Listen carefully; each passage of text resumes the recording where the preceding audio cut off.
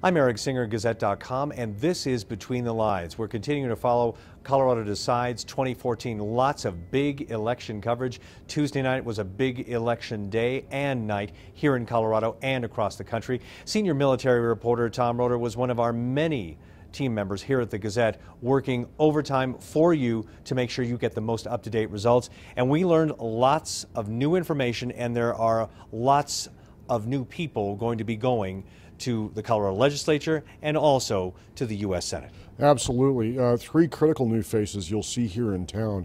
One of them is very controversial. That would be House Rep Gordon Klingenschmidt, who has a district in eastern Colorado Springs. This is a man who is compared a sitting Democratic member of the U.S. House of Representatives to the members of the terror group ISIS. Should be fun to watch over time. This is the same district once held by famed tax evader Douglas Bruce. We'll see where that goes. Here on the west side of Colorado Springs, we saw a flip in a seat that was really a key victory for the GOP in a recall last year when Bernie Herpin upended Senate President John Morse. This year, Herpin got the favor returned to him by Democrat Michael Merrifield. Merrifield, a very well-known commodity in town. He was a longtime state lawmaker. He was also a city council member in Manitou Springs. We'll see what Mike does with that seat. Down in southern Colorado Springs, in what has been just a seesaw district for over the years, we saw incumbent Democrat Tony Exum give up his seat to Republican Kit Roop. 2 years ago, we saw Tony upend a one-term Republican. So this is going to go back and forth for a while. It looks like very balanced district.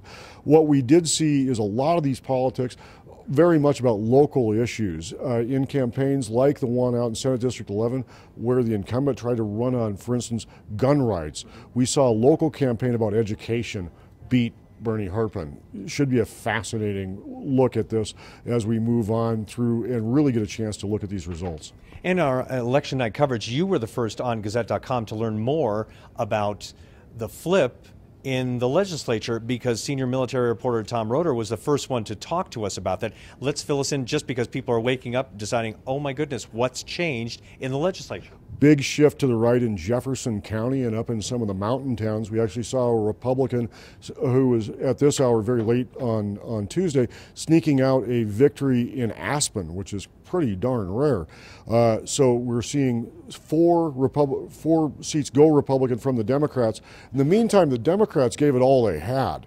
They beat Merrifield, or they beat Herpin down here with Merrifield. They also picked up a seat in Pueblo County. So they had a pretty good night, but not good enough when we look at those races up in the Metro Denver area. So the state Senate is now controlled by the GOP. 18-17, again, razor thin margins, and this could change. These are, early results, and some of these races remain rather tight, but it's sure looking that way. And speaking of rather tight, we're still waiting for the official results, unofficial official results when it comes to the governor's race. It's late Tuesday going into early Wednesday, and if I wake up in the morning knowing who the governor is going to be, I will be quite surprised. At this hour, about 20,000 votes splits the two. When you look at the hundreds and hundreds of thousands of votes cast here in Colorado, that's a pretty tight margin.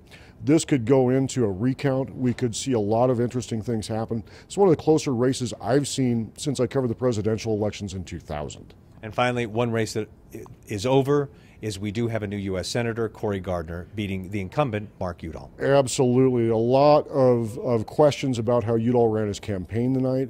I'm hearing from both Democrats and Republicans that the focus on women's issues might have hurt Udall in the long run.